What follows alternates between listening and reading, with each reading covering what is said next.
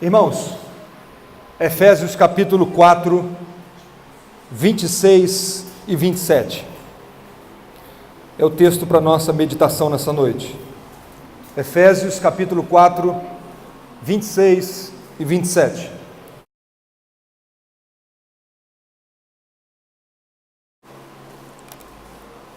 Efésios 4, 26 e 27.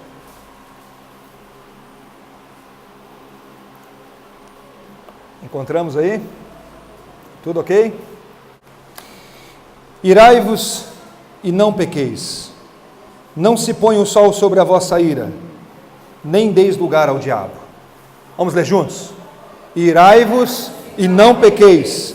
Não se ponha o sol sobre a vossa ira, nem deis lugar ao diabo. Vamos orar? Vamos pedir que Deus fale ao nosso coração? Ó Deus, nós te imploramos nessa hora a iluminação do Teu Espírito, para que possamos compreender a Tua Palavra. O Senhor sabe das minhas limitações, o Senhor sabe que nós somos apenas um instrumento, o crescimento quem dá é o Senhor que convence, é o Senhor que transforma, mas nós suplicamos nessa hora, pela transformação da nossa vida. Nós pedimos a bênção do Senhor sobre nossa vida, não apenas de compreender a Tua mensagem, mas de sermos transformados e aplicar isso no nosso viver, na nossa maneira de viver. Abençoa o Teu povo nessa hora, Deus. Usa a minha vida apenas como instrumento em Tuas mãos. Em nome de Jesus, amém. Meus irmãos, nas últimas mensagens eu tenho tentado trabalhar com vocês alguns assuntos que eu acho que é de alta importância. Nós vimos primeiro a ansiedade, e a ansiedade como fruto da incredulidade, ela é pecado.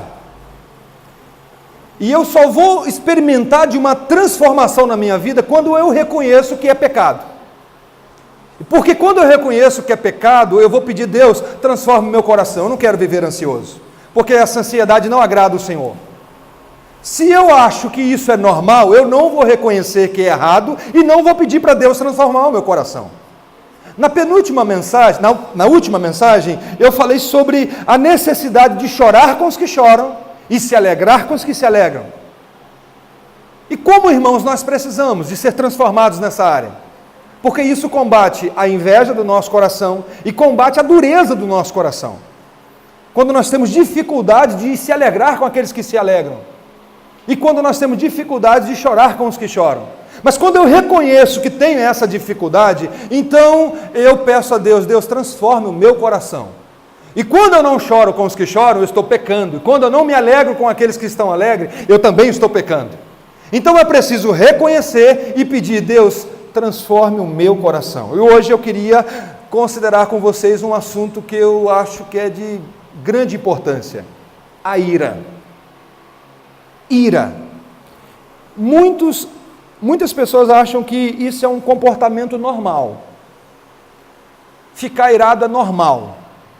Eu sou uma pessoa irada, eu sou uma pessoa esquentada. Já ouviu alguém falar assim? Eu sou esquentado mesmo, não mexe comigo não. Ô irmãos, o que a Bíblia diz sobre a ira?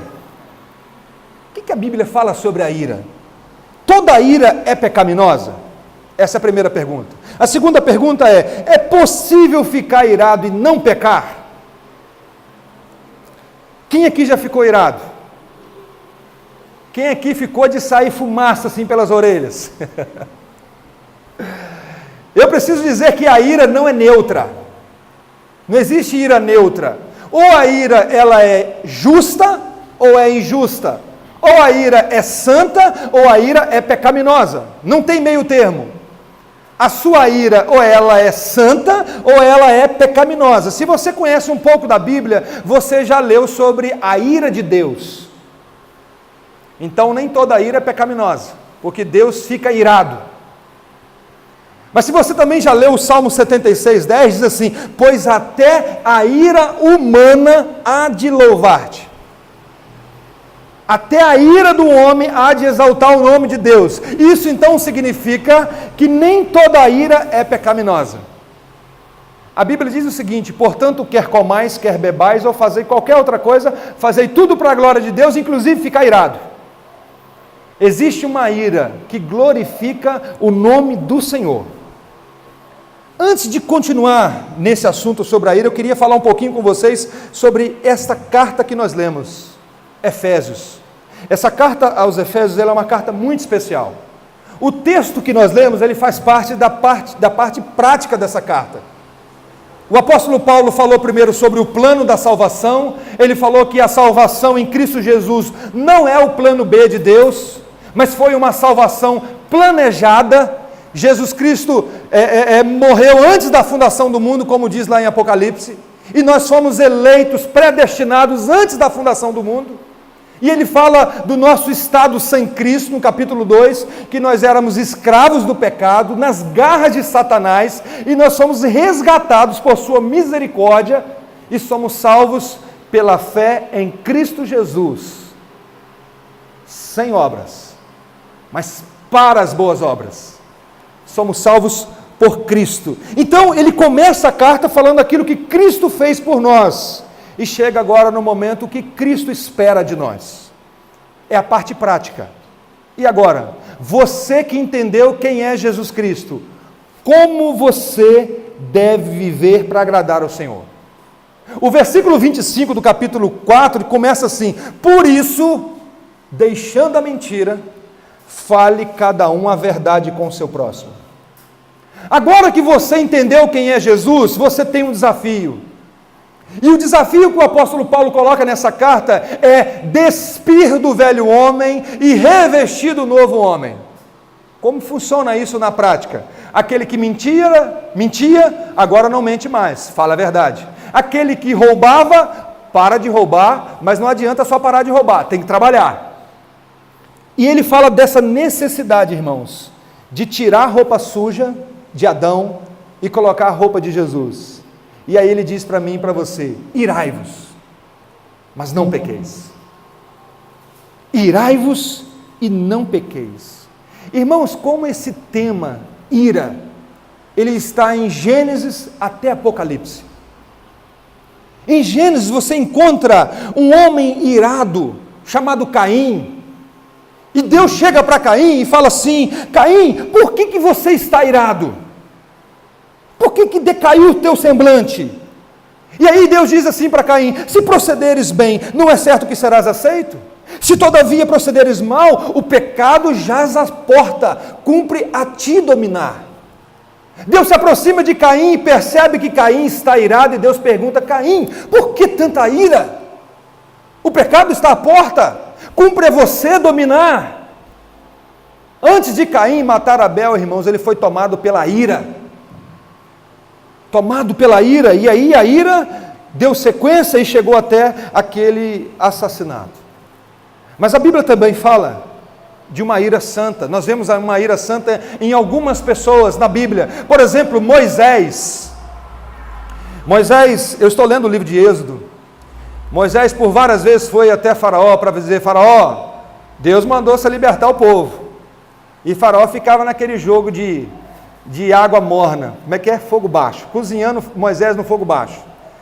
Na hora que Moisés vai avisar sobre a última praga, olha o que o texto diz: e ardendo em ira, se retirou da presença de Faraó. Por quê? Porque Faraó estava de brincadeirinha com Moisés, e aquela ira é uma ira santa, uma ira que agrada a Deus. Num outro momento, Moisés está lá no monte, recebendo a lei do Senhor, recebendo os mandamentos, e Deus fala assim: Moisés, desce, o povo está adorando um bezerro de ouro. Quando Moisés desce, está acontecendo uma festa, irmãos, o povo cantando e festejando diante de um bezerro de ouro. Diz a Bíblia que Moisés é um varão muito manso.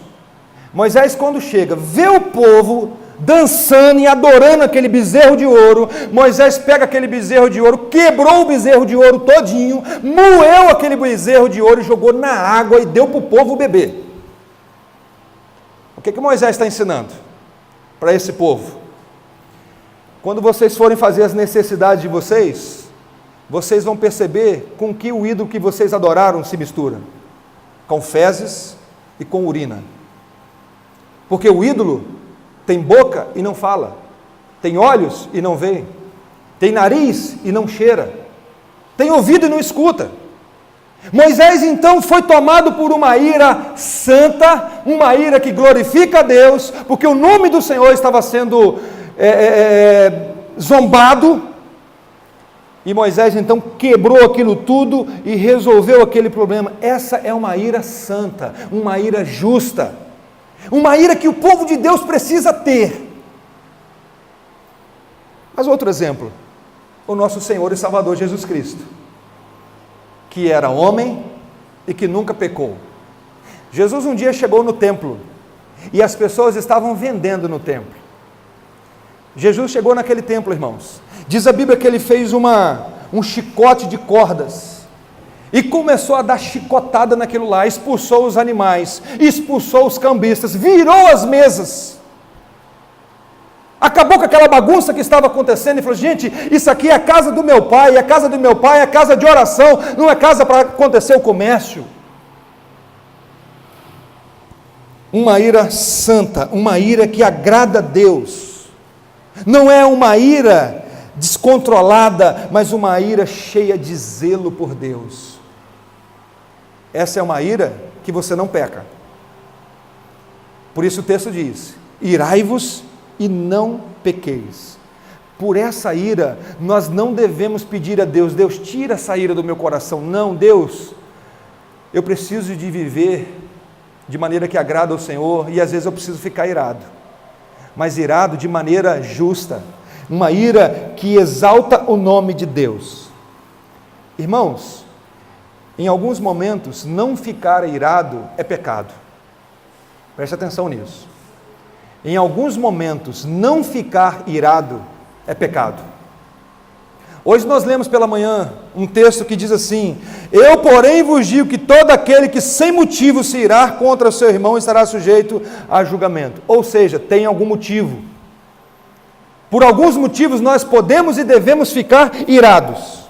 E em alguns casos, a ira é sinal de saúde mental.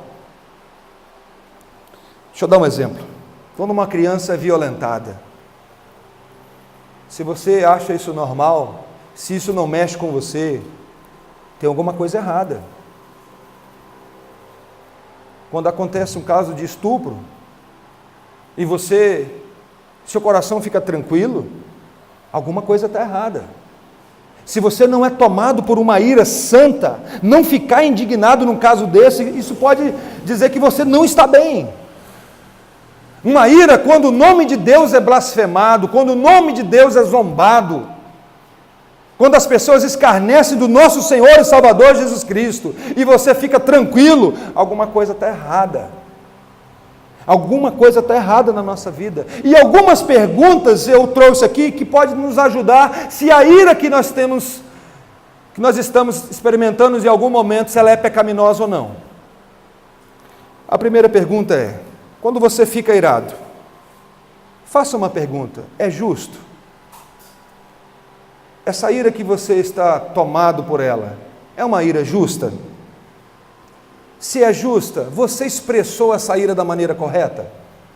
Porque eu posso estar tendo uma ira santa, mas na hora de expressar minha ira, eu peco. Segunda pergunta: essa ira sua é um desejo de vingança?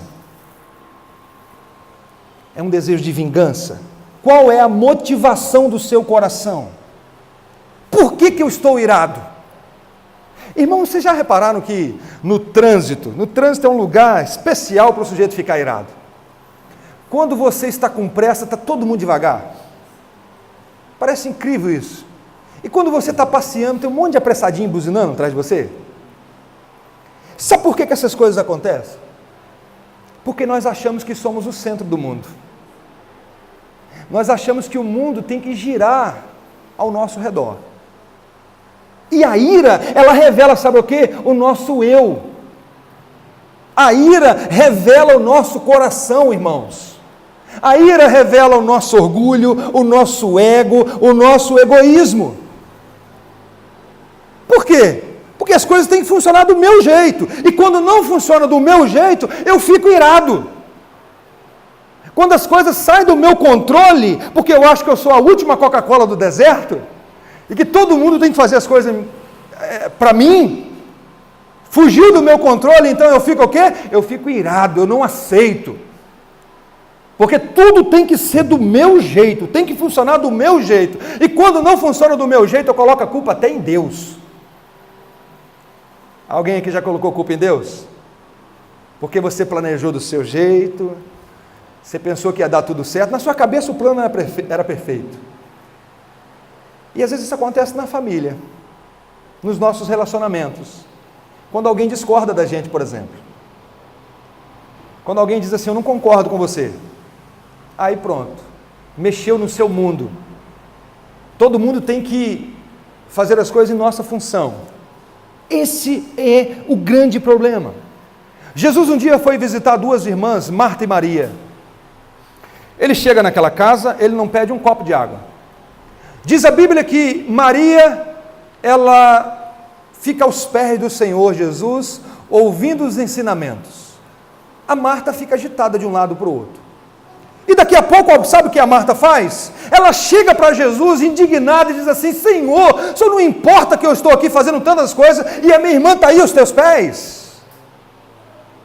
Por que ela fez isso? Porque ela achava que ela dominava o mundo e as coisas tinham que acontecer do jeito dela. E porque as coisas não estavam acontecendo do jeito dela, Jesus estava errado. Esse é o problema, irmãos. Quando nós sondamos a ira que é pecaminosa no nosso coração, nós vamos ver que no fundo, que a raiz é porque o mundo tem que girar em nosso favor. Muito da nossa ira é porque nós achamos que somos o centro do mundo, e se alguém me desagrada, eu tenho que explodir com aquela pessoa. Se eu estou no trânsito com pressa, todo mundo tem que andar com pressa também. Se eu estou no trânsito ali devagar, todo mundo tem que estar passeando também. Se alguém buzina, ou apressadinho, por que você está apressado? Porque nós achamos que o mundo tem que funcionar do meu jeito. E é por isso que muitas vezes a nossa ira é fruto do nosso orgulho, do nosso ego, do nosso eu. Tem uma coisa que me deixa extremamente irado. Falo a verdade, confesso para vocês. Quando alguém me acusa de algo que eu não fiz. Ô irmãos, pensa num sujeito que perde a linha. O sujeito falar que eu fiz uma coisa e eu não fiz, isso para mim é muito difícil. Eu quero esclarecer o mais rápido possível, eu quero até vingar, se possível for. Eu quero falar, não foi assim, você fez, está errado, e não é errado a gente querer esclarecer. O problema é que eu sou tomado por uma ira pecaminosa, nessa hora. Eu li um livro, aliás é um livretinho, do pastor A.W. Tozer, vou ver se eu consigo para colocar na nossa biblioteca. E A.W. Tozer diz uma frase naquele livro, que é desafiador demais, ele diz assim, não se defenda, deixa Deus te defender. Ô gente, isso é difícil demais, porque naquele momento de ira você quer se defender, você quer gritar, você quer ganhar no grito, você quer ganhar de qualquer jeito. E ele diz, não se defenda, Deus é o seu defensor, deixa Deus te defender. Algumas vezes eu consegui, outras vezes não, confesso. Que desafio! Principalmente porque quando nós olhamos para a Bíblia diz assim sobre Jesus, pois ele, quando ultrajado, não revidava contra o ultraje, quando maltratado, não fazia ameaças, mas entregava-se àquele que julga retamente. É nesse mesmo texto que ele diz assim, vocês devem seguir os meus passos. É daí que surgiu aquele livro, Em Meus Passos, o que faria Jesus? Jesus, quando era ultrajado, ele não reagia. Quando ele era maltratado, ele não maltratava. O que ele fazia? Ele se entregava ainda mais para Deus, para aquele que julga corretamente. Gente, isso aqui é fácil falar, tá? Isso é desafiador demais. Por quê? Porque nesses momentos de ira, nós queremos fazer justiça. Não é assim? Nós queremos fazer justiça quando nós estamos irados, mas é nessa hora que nós mais pecamos, porque nós não sabemos fazer justiça. O que nós fazemos é vingança. No momento de ira, o que nós queremos fazer é vingança, não é justiça. E sabe o que a Bíblia diz sobre isso? Não vingueis vós mesmos, amados, mas dai lugar à ira, porque está escrito: a mim pertence a vingança, eu é que retribuirei, diz o Senhor. Mas nós queremos vingar, nós queremos mesmo fazer o outro chorar. Pastor Hernandes diz assim: a vingança é uma atribuição exclusiva de Deus. Vingar é tentar assumir o comando que só pertence a Deus. É usurpar o lugar de Deus. É uma retribuição divina. Irmãos, é interessante como nós ficamos irados às vezes com coisas bobas, e com aquilo que nós deveríamos ficar irados, nós não ficamos.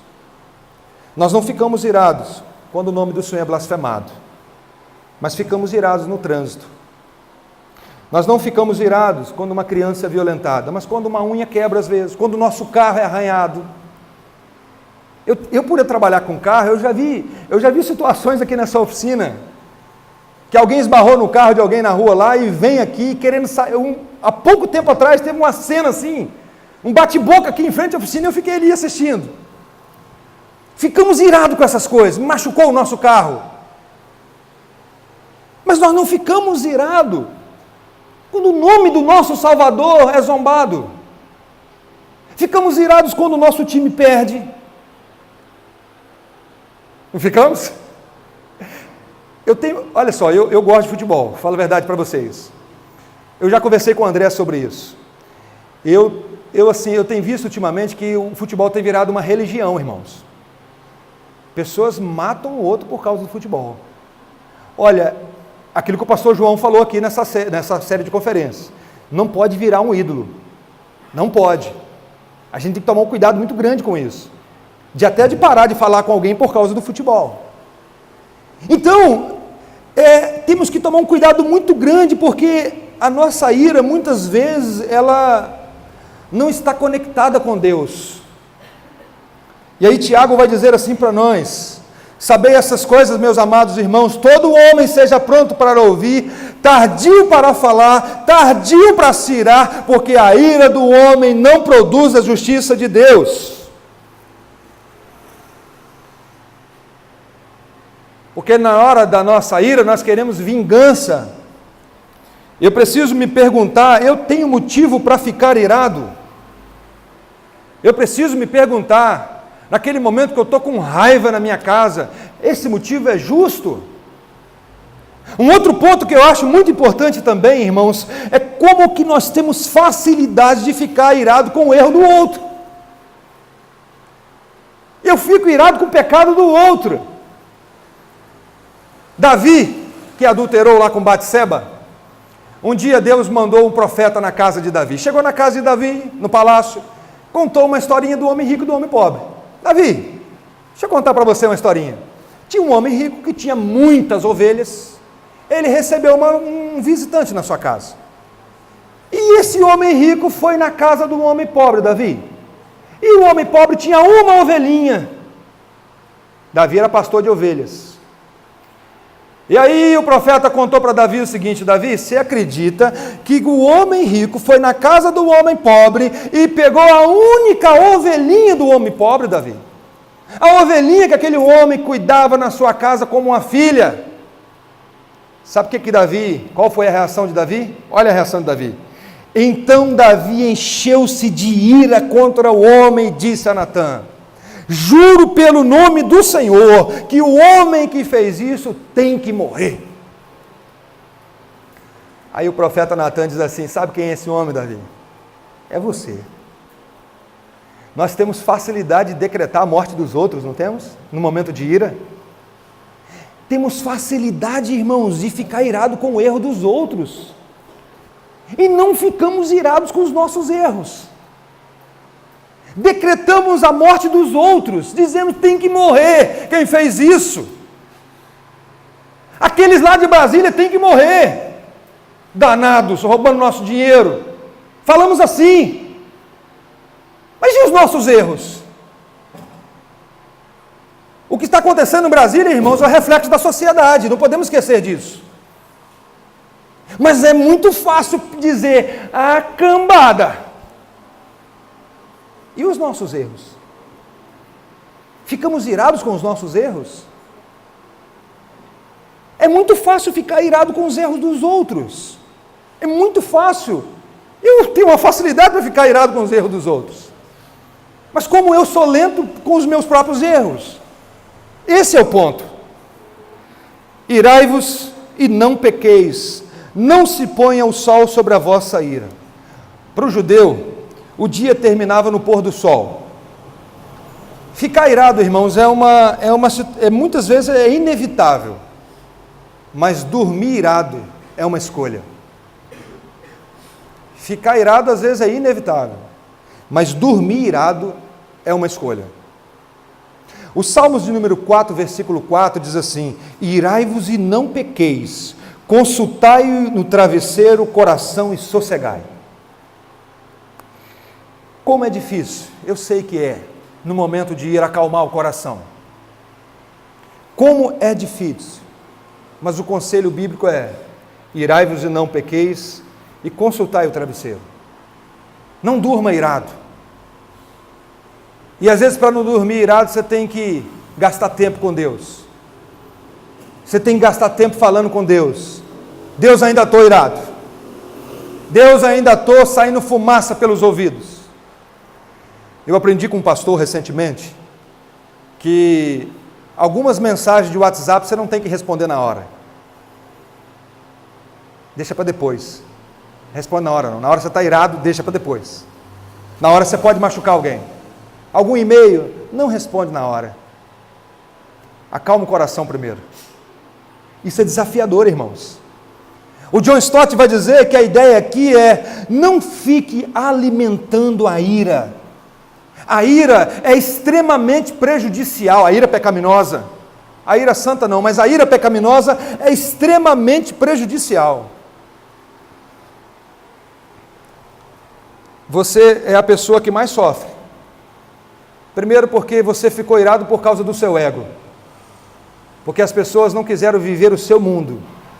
Quem é mais prejudicado, irmão, somos nós mesmos. Nós mesmos. Por isso, o próximo versículo é especial demais. Não deis lugar ao diabo. O que o diabo quer é uma oportunidade.